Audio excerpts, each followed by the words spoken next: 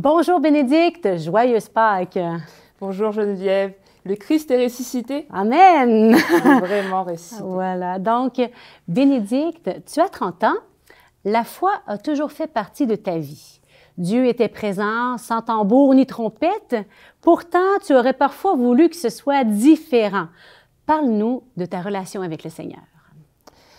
Oui, au fait, oui, j'aurais voulu, et même tout le monde aurait voulu vivre un amour vraiment qui tombe sur soi, un amour très profond, et là jusqu'à en pleurer. Pour moi, ça n'a pas été le cas. Tu vois, c'est comme une image, les couples qui durent très longtemps, il y a 30 ans, 60 ans de mariage. Mais il y a comme deux manières quand ils se rencontrent. Il y a déjà un couple qui va avoir comme le coup de foudre et les autres couples qui vont apprendre à s'apprivoiser, qui va apprendre à se connaître. Et petit à petit, cette relation est très forte et qui dure aussi toute la vie. Et moi, justement, c'est là. Le Seigneur est venu petit à petit m'apprivoiser et faire vraiment grandir ma foi. Et donc, cet amour au quotidien, jour après jour, concrètement, comment est-ce que ça se vit dans ta vie?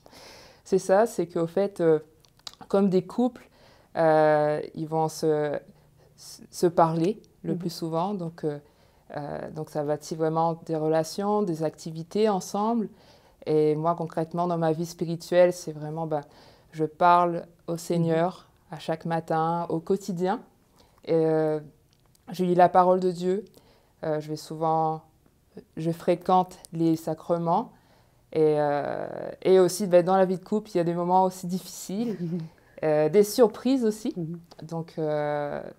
Et là, petit à petit, la relation avec Jésus est plus grande et elle grandit davantage. Donc peut-être, un jour, à un moment donné, je vais avoir cette onction d'amour.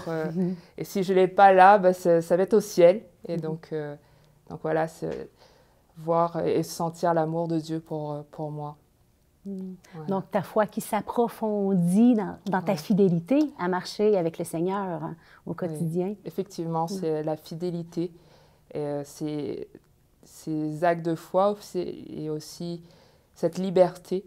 Parce qu'il demande, est-ce que tu veux? Donc, et c'est des successions de oui, je dirais. Voilà. Tu parlais tout à l'heure de moments plus difficiles, hein, des moments creux. On en traverse tous. Il paraît que ça t'arrive même à toi. Et donc, raconte-nous comment le Seigneur s'est servi d'un moment plus creux que tu as vécu pour venir à ta rencontre. Et je crois que ça s'est passé l'an dernier. Oui, ça s'est passé l'an dernier. Des moments de creux, j'en ai eu. Mais là, encore plus fort. Quand un moment de creux, c'est un moment de désert. Peut-être c'est vraiment une succession de choses. La solitude, l'incompréhension.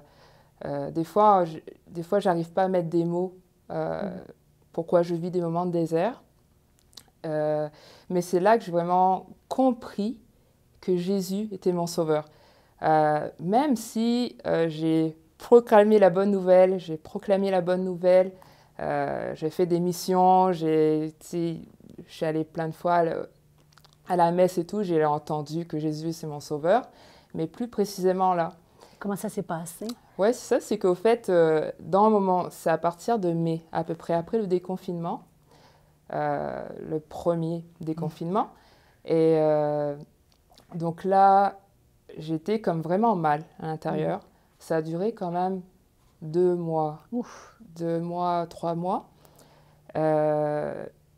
Mais j'avais un appel à l'intérieur disant « Bénédicte, va prier à l'église. Je vais à l'église Saint-Thomas d'Aquin. Va prier et peut-être tu vas voir quelque chose. Okay. » Et donc, durant des mois, je suis allée. Je suis allée 2 à 3 fois par semaine. Souvent, j'aime ça, aller dans l'église où il n'y a personne. Et c'est un peu plus sombre. Et aussi, j'ai toujours ma Bible avec moi. Et à un moment donné, vers fin août, donc tu vois, c'était assez long. Ça a duré, là. Ça a duré. Le Seigneur est surprenant, en fait, je dirais. Et donc, j'ai été comme, je dis, bon, ben là, c'était comme vraiment, bon, qu'est-ce que je vais faire? Parce que ça fait... Mais là, je regardais la croix, et il y a une très belle croix à Saint-Thomas d'Aquin. Très belle croix, le Christ vraiment illuminé, en bois, c'est vraiment très beau. Et donc, là, je regardais la croix, et il y avait une idée qui me disait, mais au fait, je crois à un Dieu qui est sur une croix, et il a choisi aussi ce symbole de la croix. Peut-être des fois, on peut voir, c'est quelle folie, au fait. Quelle folie, même, on pourrait voir Jésus, une photo de lui bien habillé, tout beau, et peut-être tu vois, un miracle, mais non, sur une croix, ce symbole des chrétiens. Et donc, c'est vraiment une folie.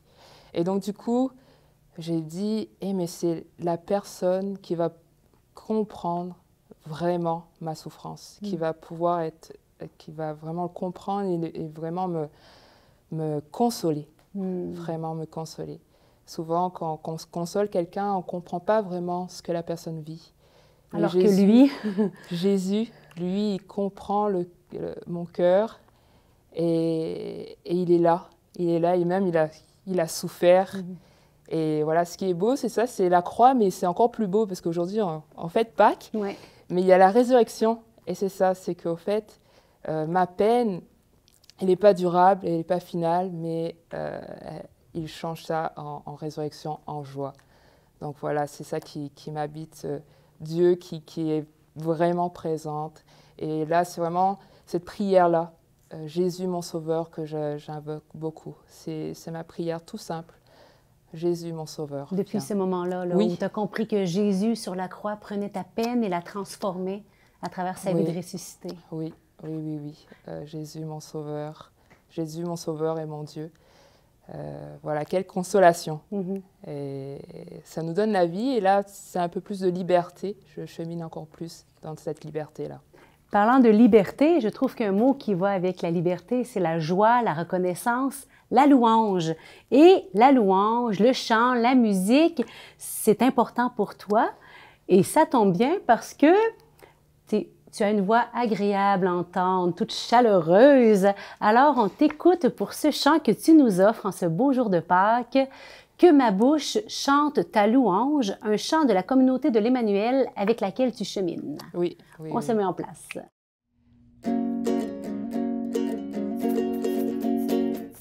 De toi, Seigneur, nous attendons la vie, que ma bouche chante ta louange.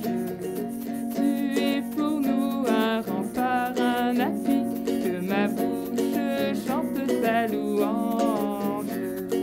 La joie des cœurs vient de toi, ô Seigneur, que ma bouche chante ta louange.